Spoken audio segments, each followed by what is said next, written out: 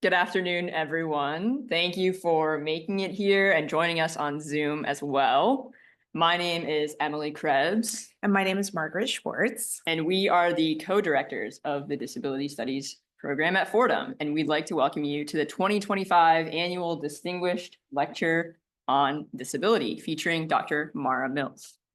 So thank you for all making time to be here in your busy schedules and the chaotic political world. I know there's a lot to be doing right now, so we appreciate you joining us tonight. I'll start with a brief access note. Thanks to the Office of Faculty Technology Services, we are pleased to have part captioning for this event. So that will be on the screen live if you're in person. And if you are on Zoom, you can just click captions to have them appear on your device. Also, if sitting in a chair is tricky for you, feel free to get up, move around. If you're in person, grab some drinks as we are talking. This is our 9th annual event, which is co-hosted by the Disability Studies Program and the Research Consortium on Disability. So for those who are unfamiliar with disability work at Fordham, I'm going to offer a brief explanation of those two groups. The Research Consortium is a primarily faculty-facing group that supports and coordinates disability-related research at Fordham.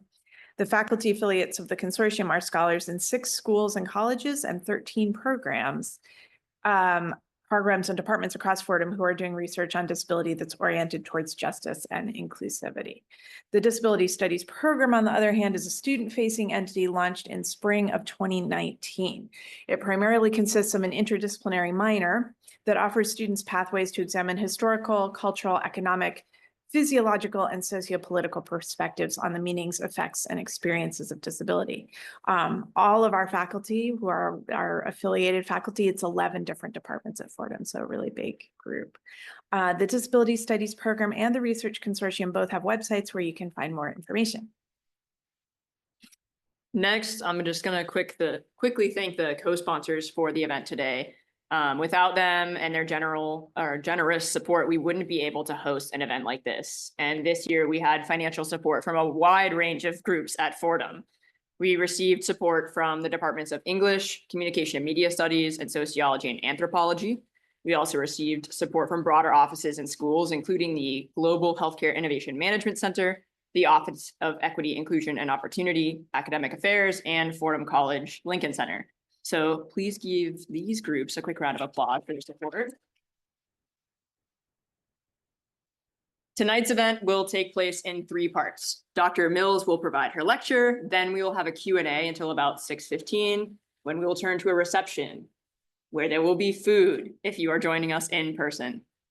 If you are with us, you can ask your questions verbally. We have a microphone and we'll come to you. Margaret will be running that side of things. And if you're on Zoom, you can submit your questions in the Q&A box at any time.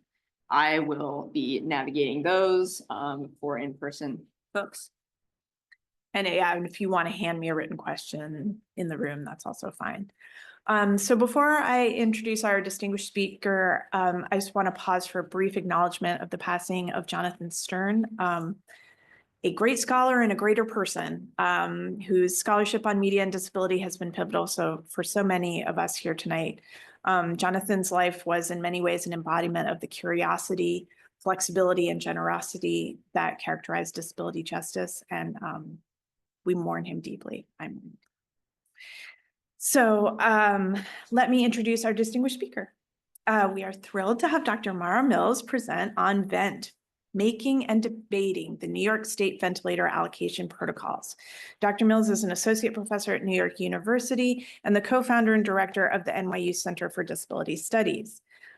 Get on their mailing list. They have a lot of cool stuff.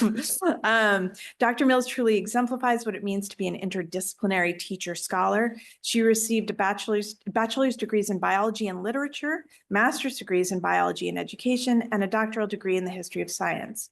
Her work on disability and media spans disability arts and technoscience with a focus on the history, politics, and cultures of electronics and digital media. The author or co-author of over 80 articles, chapters, and reviews, her work has received the Walter Benjamin Award from the Media Ecology Association and the Irving Zola Award from the Society for Disability Studies, amongst other honors. We're delighted to have Dr. Mills share her research with the Fordham community tonight. Please join me in giving a warm welcome to Dr. Mara Mills. And then the picture. Let me put my water. Okay, I'm going to try not to kick that, the water I just put on the ground for those of you online. Hi, everyone. Hi, students, and hi, colleagues. Many of you who I've worked with so many times as we've been building disability studies in this greater consortium of universities in New York. Some of you I've only met online before. Now I get to see in person. And hi to everyone on Zoom. It's really a pleasure to be here and to give the annual lecture on disability at Fordham. A lot of my work at NYU in the 14 years that I've been there has taken place in collaboration with your disability studies program, and also that the research consortium that you mentioned. You've built so much. And first and foremost, I just want to acknowledge my frequent collaborator, Professor Rebecca Sanchez, of the English department at Fordham, who's on sabbatical in London right now, and I know is not here, although we did just Zoom and catch up yesterday. She and I moved to New York City around the same time to start our jobs, and we met at a disability studies workshop. I think it was one of the ones that was run at Barnard, and then we started brainstorming classes and minors and started writing together and editing together. So Fordham is, I think of a lot of the work I've done at NYU has been done with Fordham and with people at Fordham. So it's really great to be here. I also want to thank everyone who pulled this event together, especially Emily Krebs and Margaret Schwartz. And thank you, Margaret, so much for acknowledging the death a few days ago of a really important figure in disability studies, another frequent collaborator of mine and friend, Jonathan Stern. We were in the middle of writing 2 books together. We paused one of those books in 2020. We had been working on it for 3 years at that point, and we pushed pause because we felt like we should take up more urgent projects.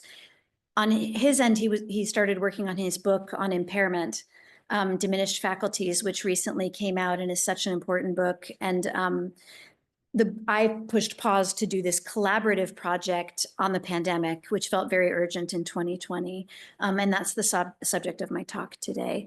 The work that I was doing with Jonathan will continue, and it will eventually come out with his name on it.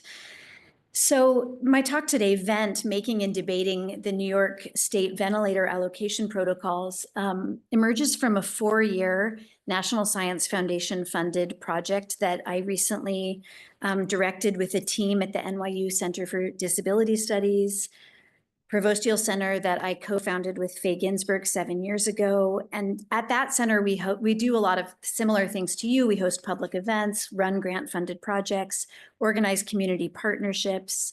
Right now, we're doing a lot of partnerships with small arts organizations around like accessible curation.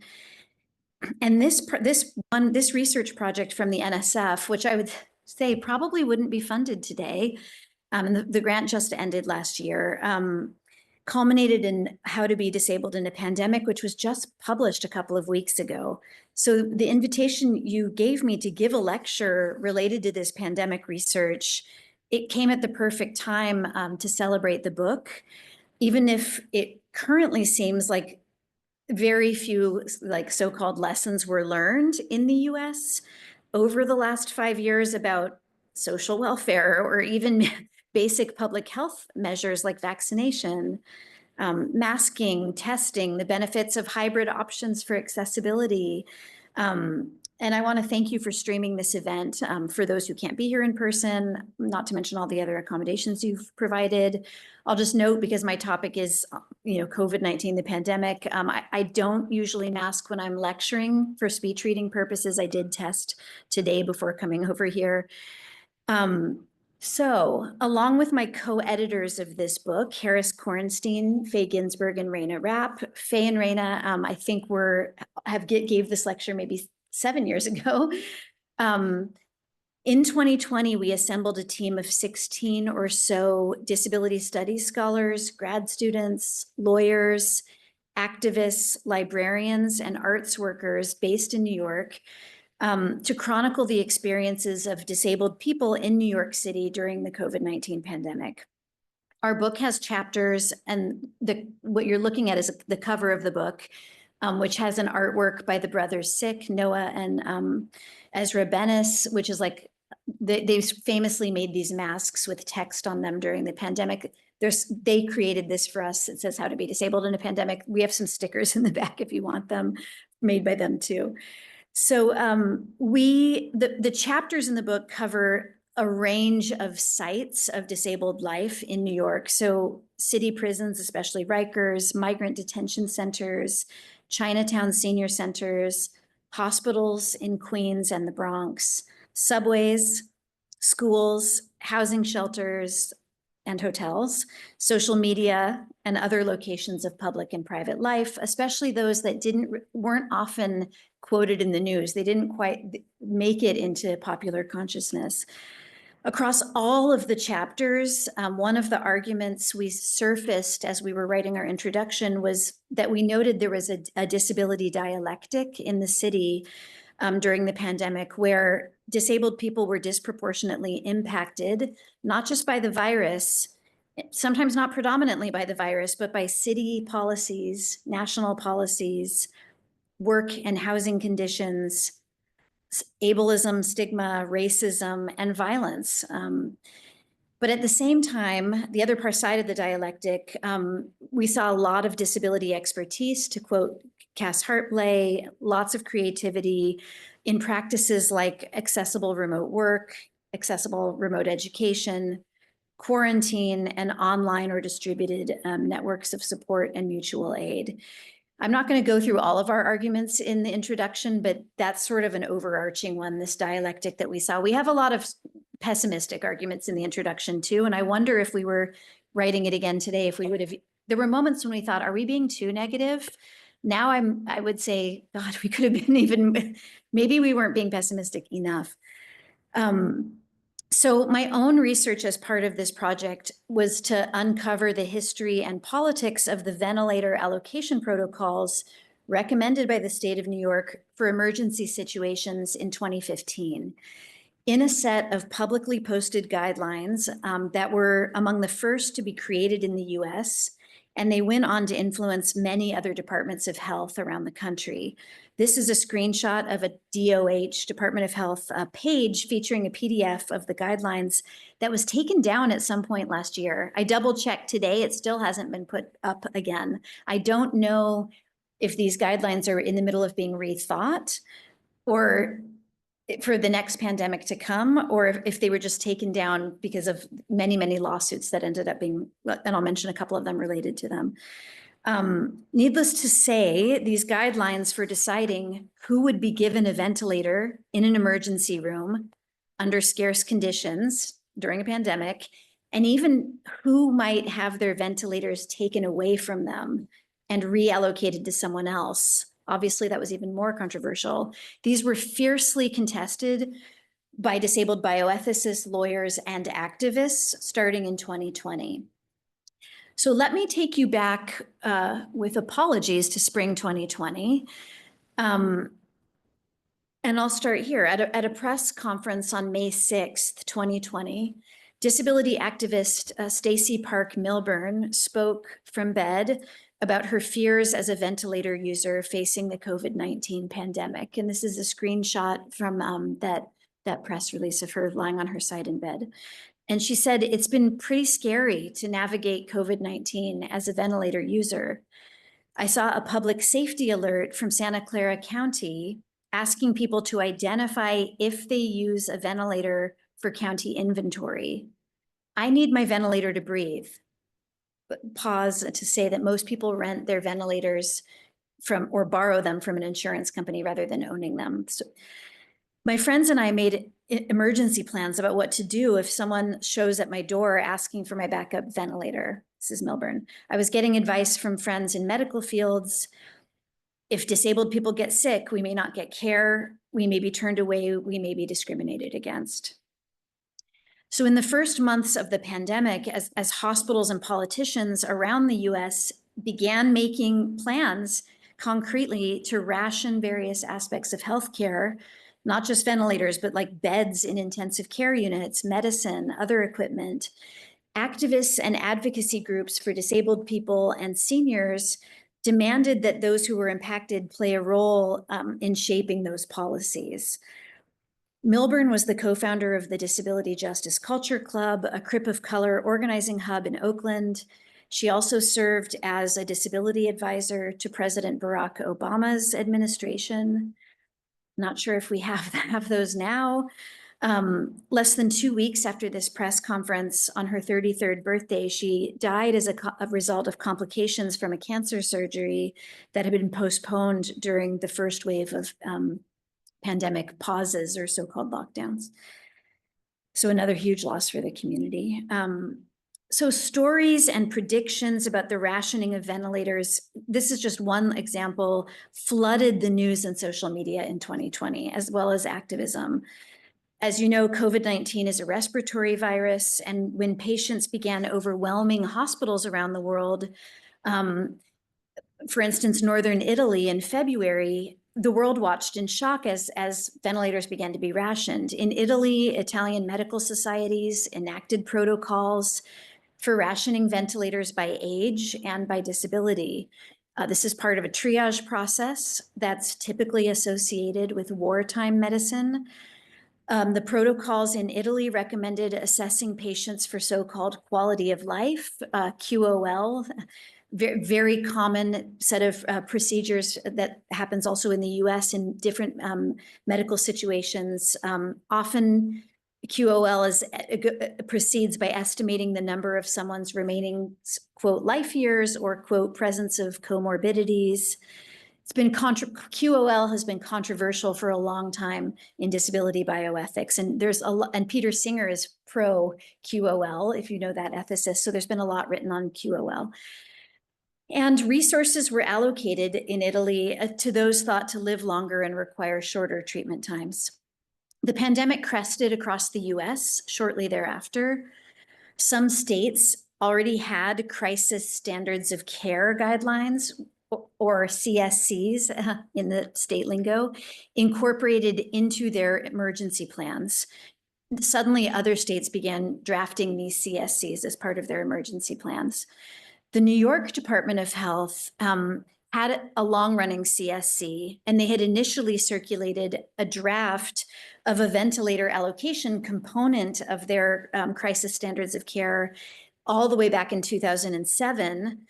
And that draft eventually became these 2015 guidelines that I'm showing again on this slide, the front page I'm showing on this slide. And after New York did this in 2007, a handful of other states began to follow and incorporate similar ventilator allocation protocols into their CSCs. And this is the subject of my talk today.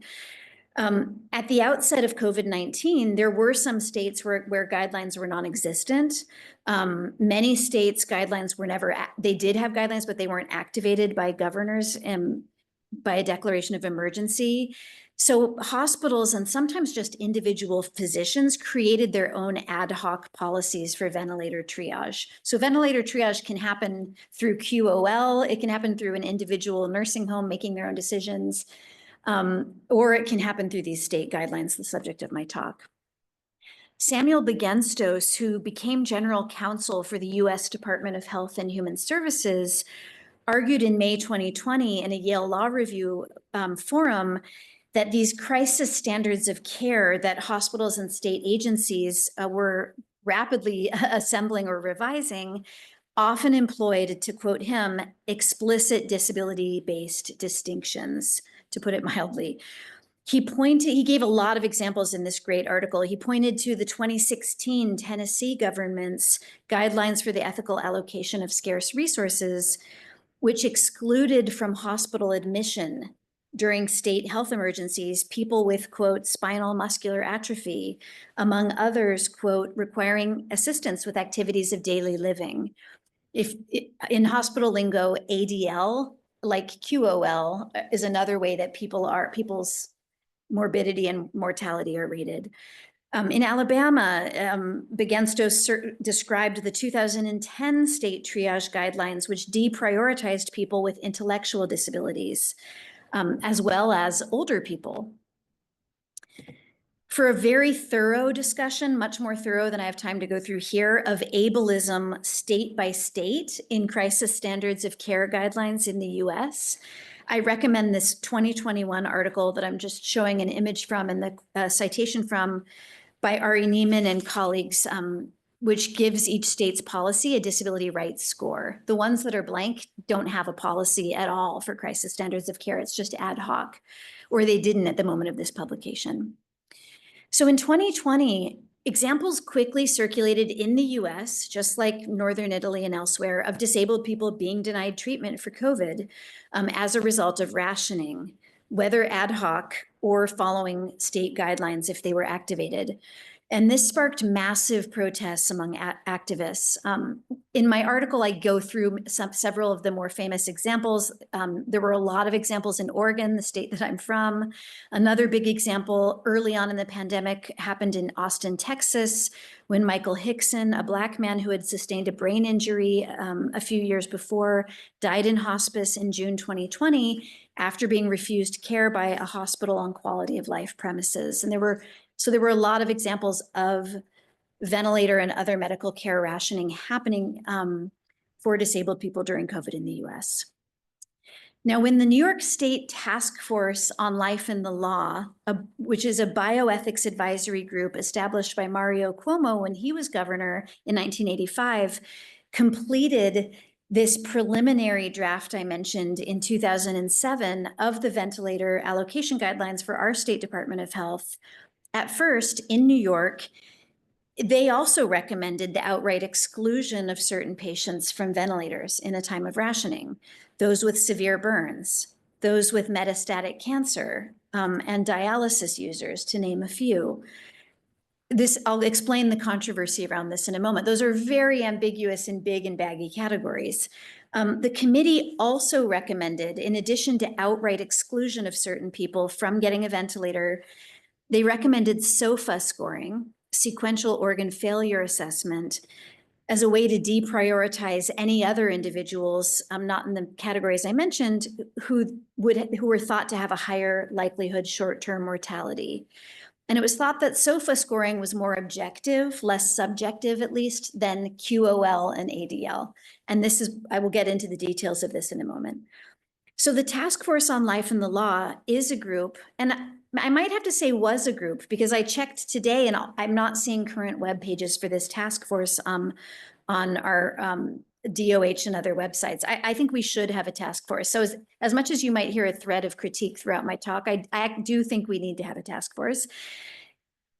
At the time of writing, it is a group of roughly 24 volunteers with expertise in medicine, law, and ethics, joined by religious leaders from a range of religions and a small paid staff. They work on different bioethics topics that the governor and other government groups ask them to work on, and they produce suggestions. So they were asked to work on ventilator allocation. They produced some guidelines. There was a very long period, 8 years, of public engagement and internal debate about the 2007 draft. And then they released the final ventilator allocation guidelines of 2015, which is what we were living with in New York when 2020 happened. And those guidelines removed dialysis and cancer from the exclusion criteria, among other changes.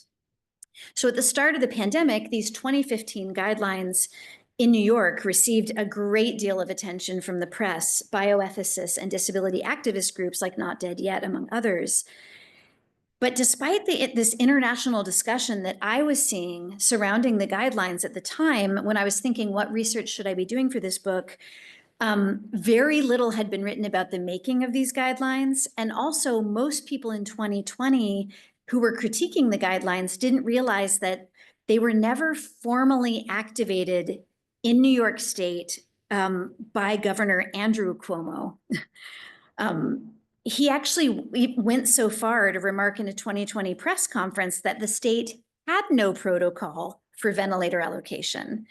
I interviewed a lot of the people who made these guidelines or wrote them up or were part of the task force. One, Susie Hahn, an ethicist who directed the review and revisions for the 2015 final version, recalls with frustration Cuomo's decision not to activate these. She recalls how resource intensive the almost decade-long process of making the protocols was.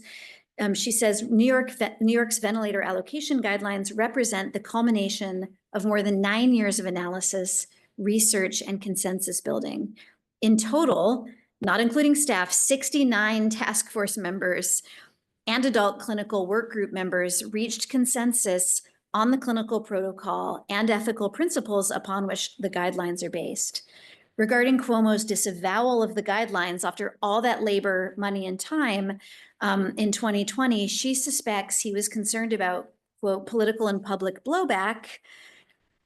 Here we are again. There's deja vu, Cuomo's back, or maybe not, but on the scene again, along the lines of like the earlier death panel controversies. So even though these 2015 guidelines were never officially triggered, they really had far-reaching impact in New York. They shaped ventilator protocols at hundreds of hospitals and veterans administrations and other healthcare centers within New York State, who then were, because they didn't have federal or they didn't have state guidelines, but they were still using these as their model.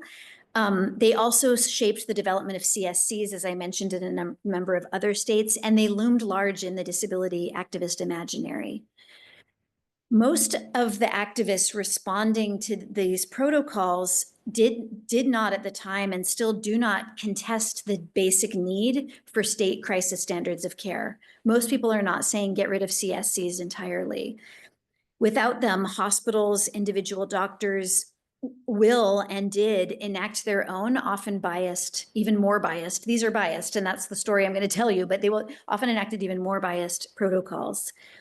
Rather, activists like Ari Neiman and others have insisted that we need to remake these protocols and have more disabled people, or in some cases, any disabled people, included on CSC decision-making teams. For instance, in New York, the task force on life and the law that I mentioned. So to understand where ableism resides in existing state ventilator allocation guidelines, the ableism that was being pointed to, gestured at by activists on social media in 2020, I decided I wanted to find out how these guidelines were made. Were any disabled people consulted? Who was on these committees? What was the public feedback in that 8-year period of public feedback? I wanted to know, what were there debates among the clinicians, lawyers, and ethicists yielding the consensus on the 2007 draft and on the 2015 recommendations?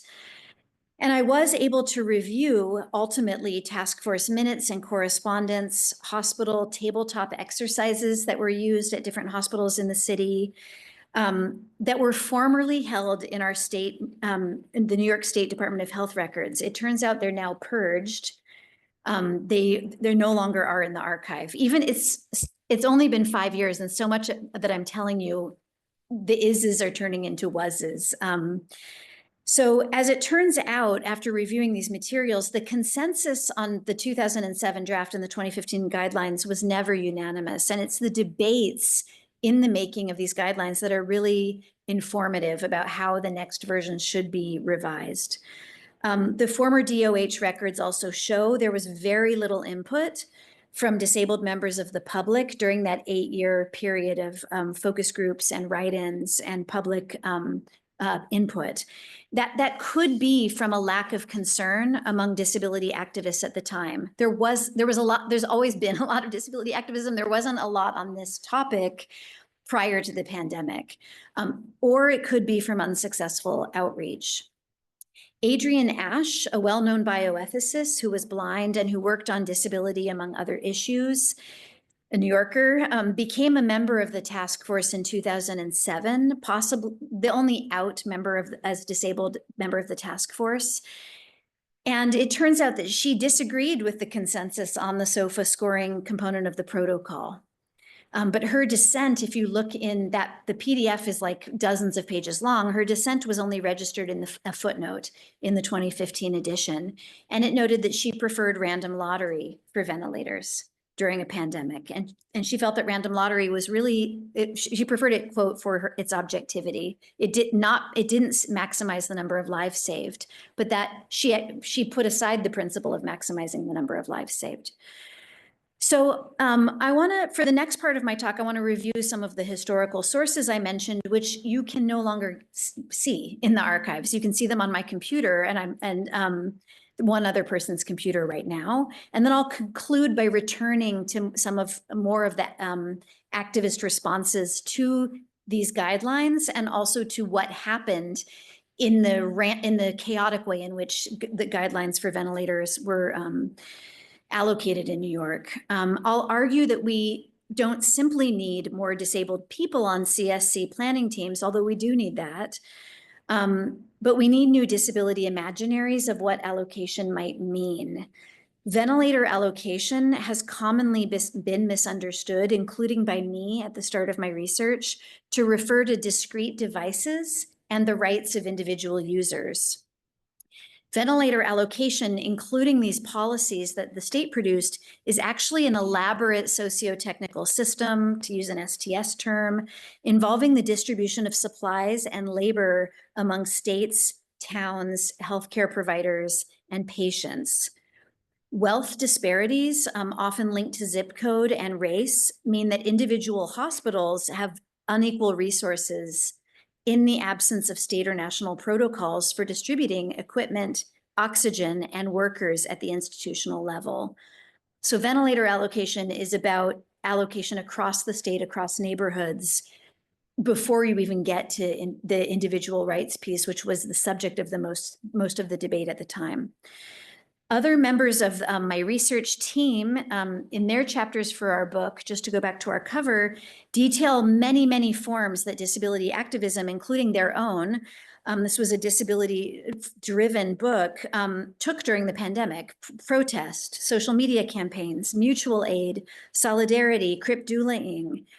But what was missing in a lot of those forms of disability activism was a disability theory of distributive justice. I'm not going to give it to you. I'm going to say this is what we need to do next. This is what the next CSC team needs to do.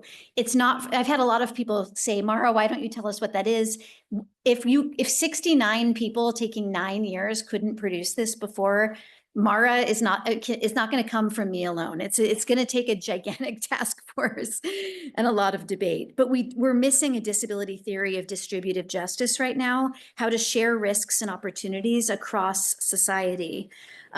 One that takes into consideration not just eliminating ableism at the level of individual diagnosis in an ICU setting, and ableism at the level of an individual's right to have a ventilator, but thinking about access to health resources for broad and diverse groups of people in a given city and beyond.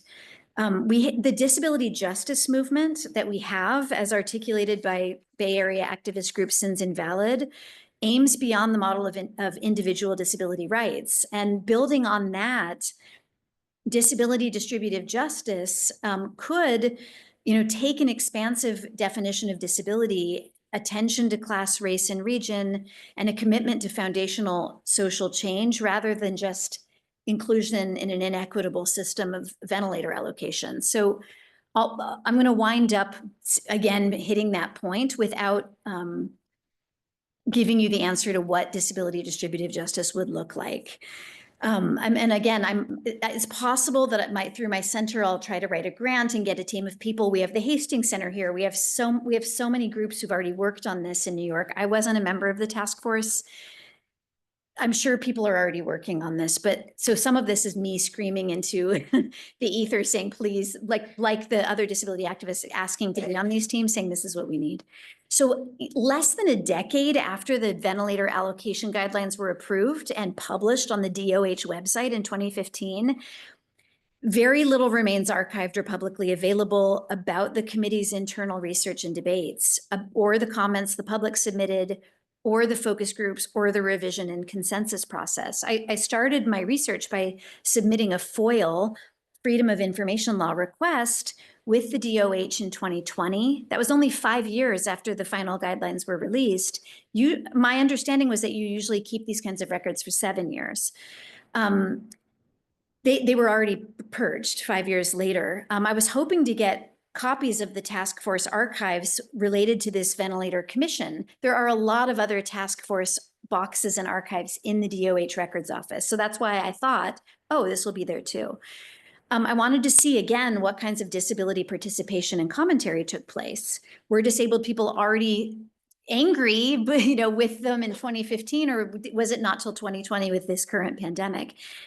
So the records officer, who was really, really helpful, said to me that they'd never received any materials from the 2015 group, which was directed by Susie Hahn and attorneys Stuart Sherman and Valerie Koch. I interviewed Hahn and Sherman.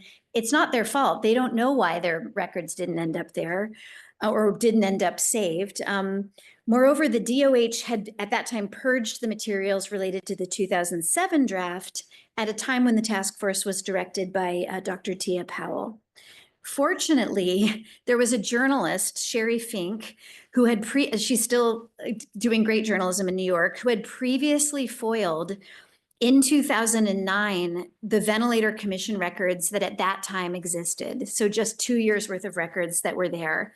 And she obtained a 95-page transcript of the 2006 meeting between the task force and some of them and an expert work group on ventilators. She also obtained 90 pages of public commentary that people had emailed in.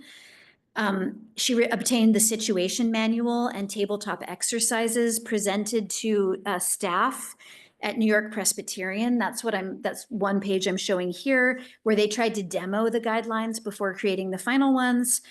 And she also obtained a bunch of slides and text from public presentations of the 2007 drafts around the state, and a summary from 2009 of the focus group discussions that were held and published and sort of collated by a group called the Research Associates, which the task force hired. So that was a lot. She got a lot of material in 2009, all of which was later purged. So I wrote to her and she gave me the material. She still had it. And she was surprised that none of it, not only was that purged, but the next 7 years of material wasn't saved. She wrote 2 articles about the 2007 draft guidelines for ProPublica. You can still read these articles. Because she was already concerned about the draft versions, especially the fact that dialysis users, people with metastatic cancer, very broad category, might not be given ventilators. She had also at the time published online on ProPublica a lot of this so-called raw data, which then got taken down, I'm guessing because of a complaint. So I do want to thank her for passing them to me. I wrote to a bunch of the task force members who were involved in either the 2007 or 2015 drafts or both. Like I said, I spoke to Hahn and Sherman. They didn't know what happened to their email archives after they left their positions for the DOH, but they weren't saved and they didn't know why. I also corresponded with Tia Powell. She was not aware that some of her 2007 records had been archived at all. So a sub-argument I do make in this is that there needs to be a lot more transparency with CSCs in terms of, for the people who are volunteering their time, what of their material is being saved, but also for the public, how we can access these but things that become urgently critical during an emergency. Why, our DOH Art Records Office needs to be more transparent about what they're saving and for how long, and why things might get purged. So there were minutes of this March 2006 meeting. This is not showing my whole slide. I don't know why. I think when I transferred this to you, we somehow lost it. What's here is an image of someone's email with their name stripped off of it, just to give you an example of one page of email that came in.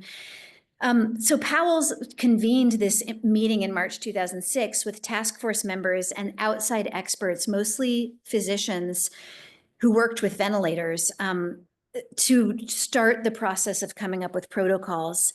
The minutes of that meeting were archived without any of the participants' knowledge, which is odd because they were tape recorded and fully transcribed. And on the first page of the document, as they were opening the meeting, participants were told this recording is for internal purposes only.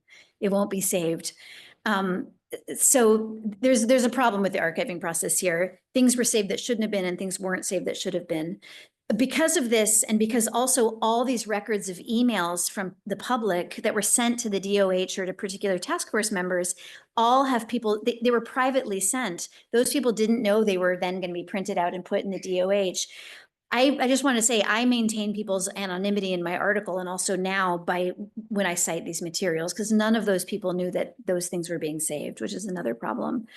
All right. I also would say that I did offer to return all of these materials to the DOH to go alongside all the other task force records that they have, but they declined to take these back. So anyway, at some point, I'll probably talk to Sherry and we'll save these somewhere. So reviewing these formerly archived materials allowed me to put together a timeline of the creation of the New York ventilator allocation guidelines, and also to understand how controversial, how fragile the so-called consensus was about certain aspects of the protocol. The DOH is the one that requested that the task force on life and the law work on this project and convene a ventilator work group. They asked them to do this in 2006 in March. Tia Powell, who's a psychiatrist and ethicist, the director, as I mentioned, she called this group together along with Gus Burkhead, who worked for the state. The reason was that they were concerned about avian flu. Here we are again at the time. And the US Department of Homeland Security had claimed in 2006 that, quote, pandemic influenza was the most likely and lethal of all threats facing the US. So the DOH in New York drafted a pandemic preparedness plan in 2004 based on a federal pandemic plan. They laid out a range of responses: social distancing, school closures, things we lived through. But this work group was just to clarify what seemed to be this small ventilator component, which was thought that this would be critical in the period before a vaccine became available. It turned out not to be a small topic at all. So the working group of people with clinical and ethics expertise was about 36 people at this meeting in 2006 that was transcribed. There were representatives of the New York State Department of Health, health commissioners from across the state, bioethicists, physicians, the medical directors of Bellevue, Cornell, Columbia, NYU Langone, and Montefiore, respiratory therapists, law professors, some people from the New York Academy of Medicine and Hastings Center, as well as some task force members. They started from the principle of saving the most lives. Adrienne Ash wasn't part of the group yet, but that was the principle they started from, rather than the typical emergency room procedure of first come, first serve. Much, but not all of their deliberation addressed disability as a premise for excluding people, but none of the participants openly identified as disabled. This is in the transcripts that I read. They did discuss other potential sources of bias from the makeup of the work group, such as the fact that only one person of color was present in that whole group. I'll come back to this too. The presence of Adrienne Ash on the task force has retrospectively been invoked by other task force members a lot in the press to demonstrate that disability expertise was included. But this is a bit of tokenization or crip washing, the use of disabled people or disability rhetoric to justify problematic policies, because she didn't join the task force till 2007. So she wasn't at these meetings where the initial plan was made. And again, she preferred the random lottery approach, which would give everyone in an emergency setting an equal chance.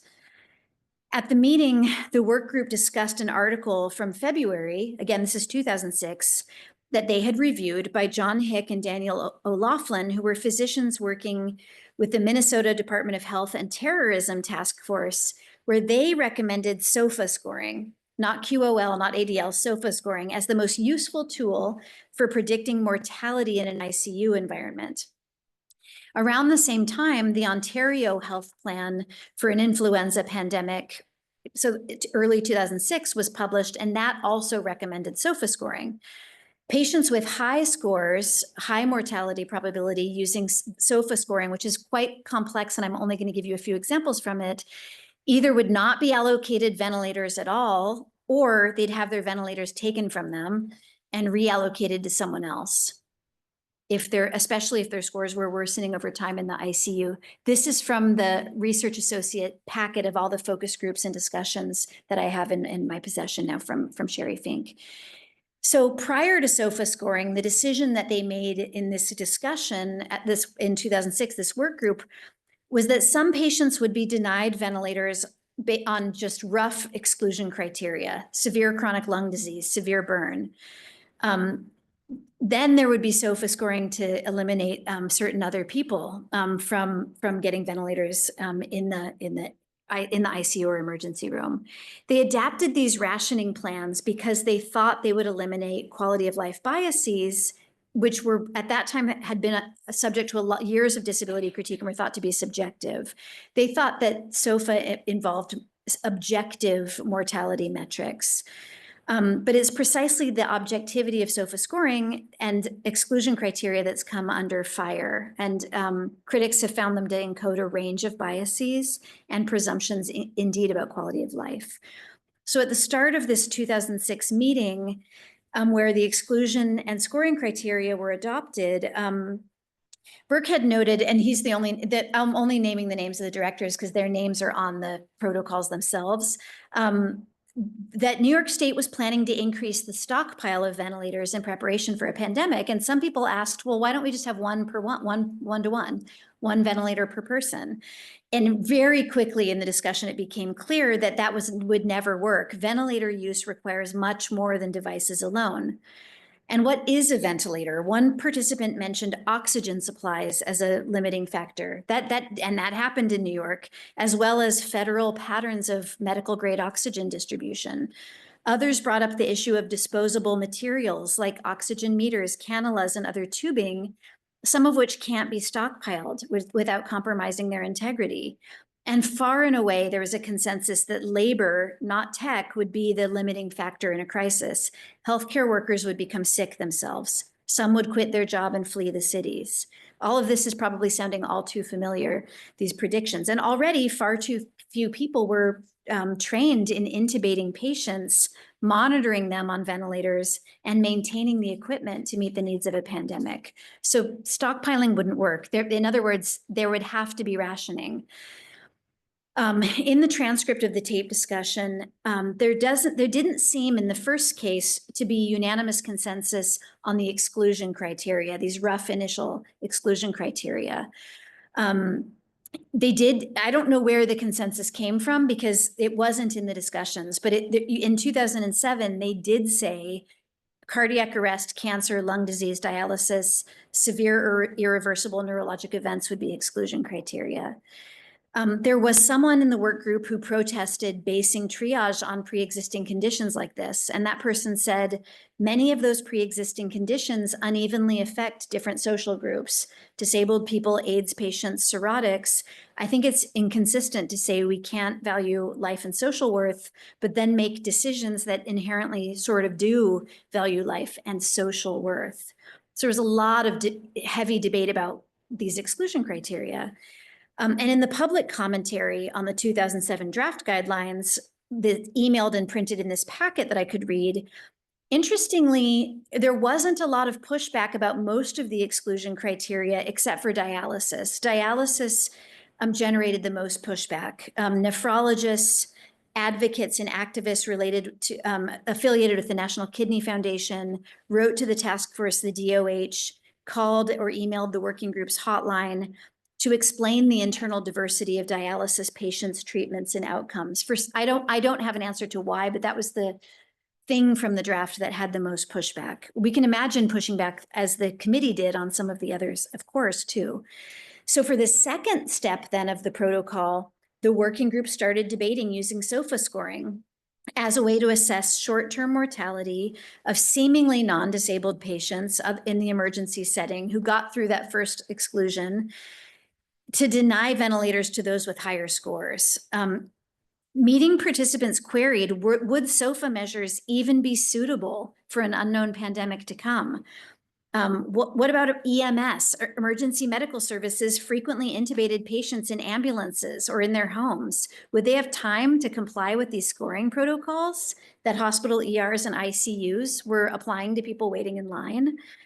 As a third step, SOFA scoring was supposed to be applied at fixed intervals to people using ventilators. This was the most controversial, with patients who showed worsening scores having their ventilators reallocated to newly arriving patients with better scores.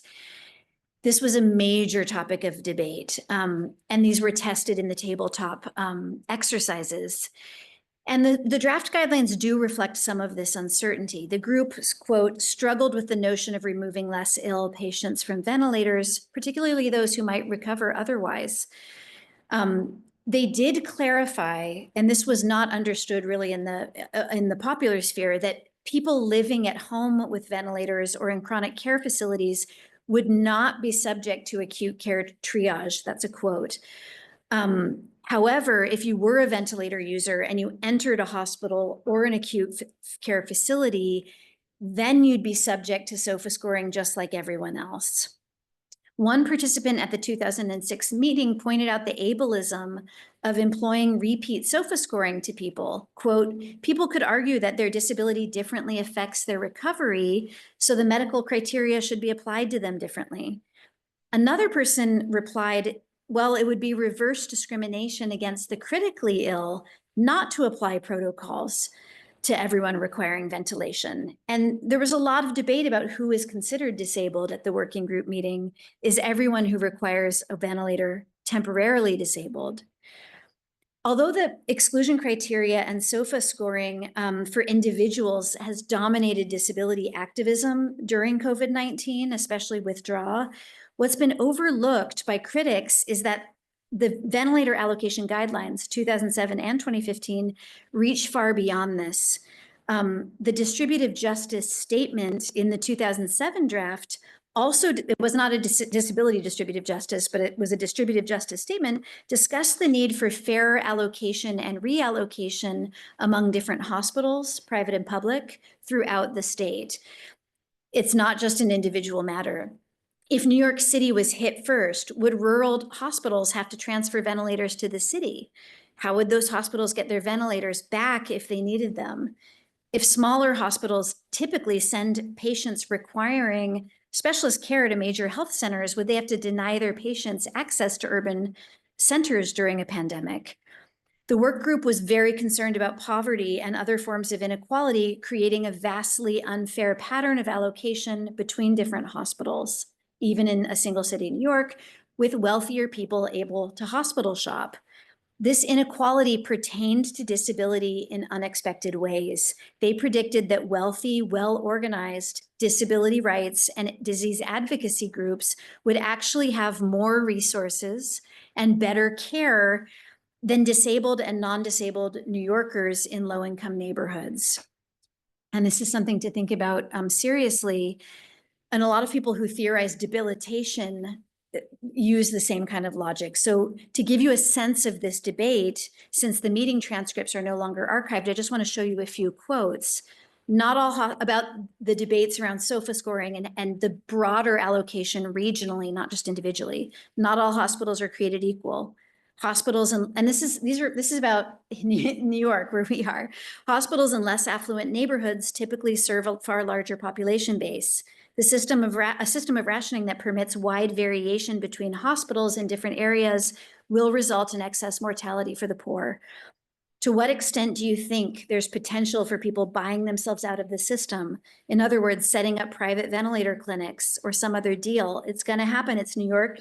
It's the US. It's the capital. It's a market-driven system. We did see that. We did see examples of that in New York.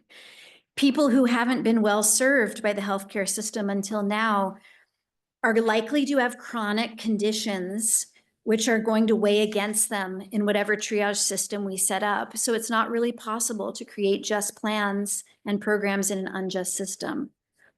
Community participation doesn't always increase justice because some people are much more organized. Specific disease advocates are, in fact, extremely well organized, much more so than the vulnerable poor. So that's just to flag the fairness of that. Again, who is disabled? If SOFA scoring is telling you you're disabled, your mortality or morbidity score is high, but you're not part of an activist or advocate, you're not in a well-resourced disease advocacy group, you might not identify as disabled, but the score is saying you're disabled and you're not getting a ventilator. It was this that and that some of that has to do with zip code, poverty, racism, that's what they were getting at, the complexity of ventilator allocation and the need to have it happen across hospitals and regions. So the revised 2015 guidelines, which became so influential and controversial, built on these conversations, the draft that came out of these conversations and the public commentary that came in, and what I'm not showing you, the tabletop exercises and focus groups. Again, relatively few people and mostly healthcare professionals emailed their reactions in. Powell thought this might have been fatigue for the public in hearing about the pandemic flu at that time. The 2015 revision chaired by Susie Hahn, because they have rotating directors, maintained the overarching goal of saving the most lives, not unanimous, but that was the goal. SOFA scoring was maintained. But they revised the exclusion criteria and tried to hone in just on short-term mortality measures, not these descriptive exclusion phenomena that I mentioned. So what happened in 2020? New York State did not officially invoke the guidelines. There was a lot of unequal access to ventilators in our city. So if you were here, you probably remember the stories. There was unequal access between hospitals, within hospitals, and among individuals. This occurred especially in the early months. And the inequality resulted from very disparate hospital arrangements. Some hospitals implemented ad hoc plans, sometimes based on quality of life. But other hospitals just voluntarily followed SOFA scoring based on the New York State guidelines, even though they weren't invoked by the governor. Prior and current members of the task force have written, they were angry because they put so much work into this, and they published about the disarray in New York hospitals during the first months of the COVID-19 pandemic because there was no clear guidelines from the government before vaccines became available. The planning burden was placed on departments and already overwhelmed medical staff. I'll give you just two examples because I don't have time to give you more, but it was widely reported that Elmhurst Hospital in Queens, an early epicenter within an epicenter of COVID-19, quickly exceeded double capacity in early March 2020, but hospitals just 20 minutes away had open beds and plenty of equipment. Allocation of protective equipment was not well thought out. So hospices, which had a lot of ventilators and staffing and could have admitted patients with COVID and given them ventilators, their workers didn't have personal protective equipment. They weren't prioritized for that. So they couldn't then admit, patients. The 2006 work group had also warned that inside a given hospital, like Langone, there would be divergent opinions about triage protocols. It would always be, quote, the job of a physician to advocate for their patient. So the ICU physician will advocate for their patients, the ER physicians will advocate for their patients, and so on. I interviewed physicians during this time period. It was really hard to do because most physicians were asked to sign NDAs. If you're at NYU, like me, you know that Langone, there was some press early on about decision-making that was happening about internal rationing protocols that someone had mentioned to the press, and Langone said, everyone has to sign an NDA and no one can talk to the press. So it was very hard to get people to talk to me. One physician I spoke to told me that their New York hospital system created its own ECMO allocation guidelines early in the pandemic. So extracorporeal membrane oxygenation, a step more serious than ventilation, than ventilators. And their guidelines did involve withholding treatment from those who would have received it in non-pandemic times. This doctor hadn't been aware of the 2015 state guidelines until they read about them in the paper. But they said at their weekly meetings that they held of the ECMO programs in their system, it was a big system, it soon became clear that some sites were following their internal guidelines more stringently than others. As disposables started to run out, the larger hospitals in the system were not reallocating materials throughout the system as they were supposed to. And that's just one hospital system. The ECMO physicians were under conflicting pressures from other departments in the hospital, managers demanding that the guidelines be adhered to for either labor, cost, or legal reasons, ER doctors and intensivists calling over and over day and night for rules to be waived for their patients. This physician recalled to me one of the hospital bioethicists, whose name I recognized as a member of the task force, advocating on behalf of a patient who didn't meet the state's criteria or the hospital's criteria for ECMO. And that's a sign of just how difficult it really is to shift from the model of autonomy, patient or physician autonomy, to this population or distributive justice approach. And yet I'm still saying we do need a disability distributive justice approach. And there were a lot of cases that were documented when ventilator rationing following the 2015 guidelines did occur in New York at the outset of the pandemic. I think I won't give you these examples just in the interest of time, but if you're interested, you can read the chapter. There were people who did come forward to say, yeah, early on in 2020, we did remove people from ventilators and gave their ventilators to other people following the 2015 guidelines. This is before the NDAs and the sort of cone of silence that fell, but these were published reports. So that did happen here in New York. So prominent activists, how did they respond to this? They have responded to the triage plans enacted in 2020 in New York and beyond. And again, New York inspired a lot of the other states by demanding new state protocols, not eliminating state intervention, revised with input from disabled people. Ari Neiman's team has called for a reinterpretation of short-term mortality risk as the supposedly objective basis of ventilator exclusion criteria. Neiman's team supports the principle of optimizing lives saved. That's in distinction from ASH, random lottery, but they argue, quote, short-term mortality risk should be interpreted very narrowly to avoid unnecessarily screening out people with disabilities. Our preferred standard would just be survival to hospital discharge. So not typical SOFA scoring, but very limited, like, will this person survive to discharge?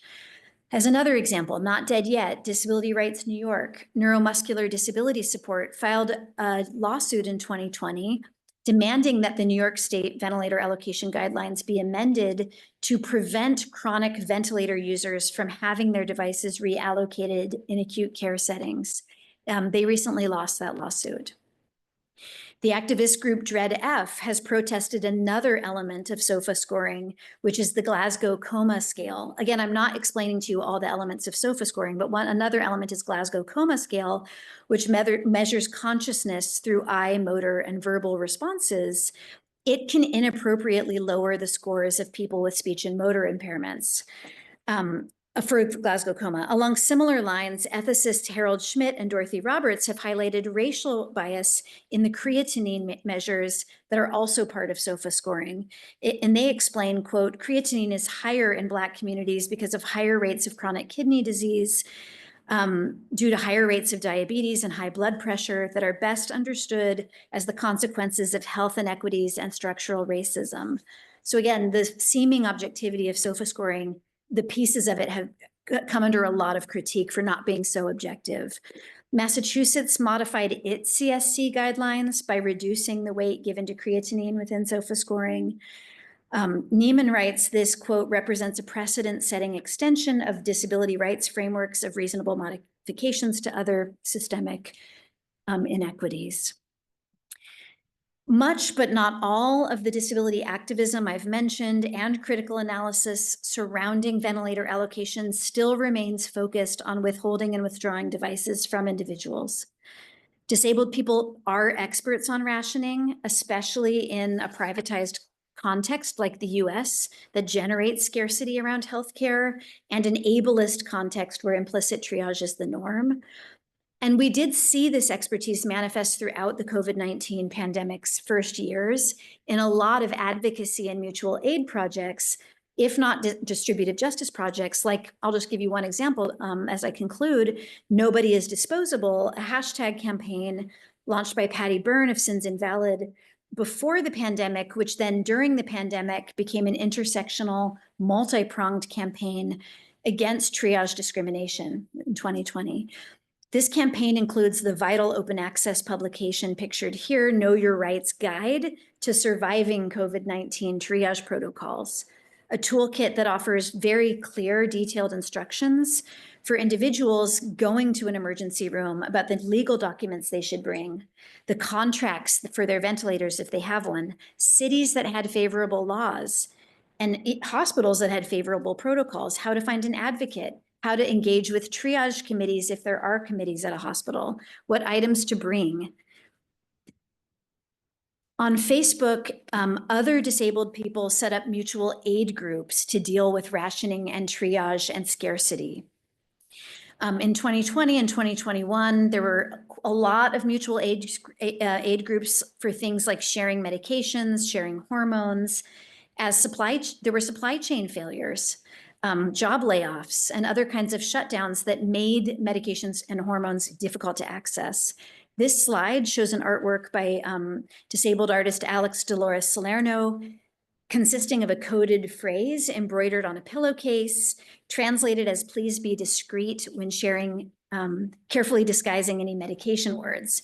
This was taken from one Facebook group where participants wrote in code to share medications because that kind of thing is illegal. So just to return to my argument, taking into consideration the very broad scope of what allocation is in ventilator allocation, especially in state crisis standards of care, and the expanded definition of ventilators as complex technical systems, could there be future disability mutual aid projects emerging around oxygen inequity, the limited availability of ventilators and the unequal availability of ventilators and oxygen concentrators and disposables? The question remains as to how disability expertise might be extended to regional and population-based allocation. Medicine and disability rights, if you're in disability studies, you know that they're often at odds with each other, but both have been dominated by an autonomy model focused on the individual. And that creates friction for distributive justice projects with a social or societal orientation. Some of this friction is a very necessary urgent check on biased or profiteering state and managerial protocols. But building on the disability justice movement and the cosmos of disability mutual aid, what remains to be imagined and will be asked of the disability ethicists and others who contribute to the next set of ventilator allocation guidelines is a theory of disability distributive justice. This theory would require thinking across disability identification, disability activism, and those groups of people marked by location, class, race, and citizenship status for debilitation, and who are otherwise written off for their comorbidities in pandemic times. Thank you.